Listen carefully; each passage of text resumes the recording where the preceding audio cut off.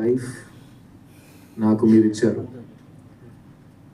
ఆ తర్వాత నేను చాలా కాలం హైదరాబాద్లోనే ఇల్లు తీసుకుని ఓ తెలంగాణ బిడ్డగా హైదరాబాద్లో పెరిగా.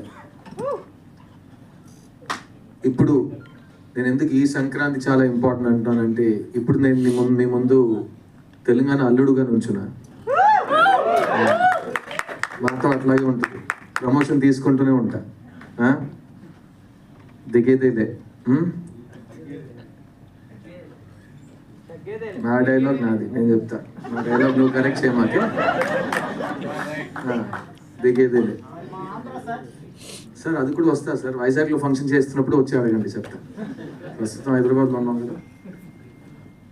ప్లస్ నేను ఆంధ్ర అల్లుడు కాదు, సో ప్రతి చోట నేను వెళ్ళి ఆ ఊరు అల్లుడు అని చెప్పలేను కదా. అదే ఆ ఊరు అబ్బాయి నేను. మీ వైజాగ్ 176 ఉంది కదా,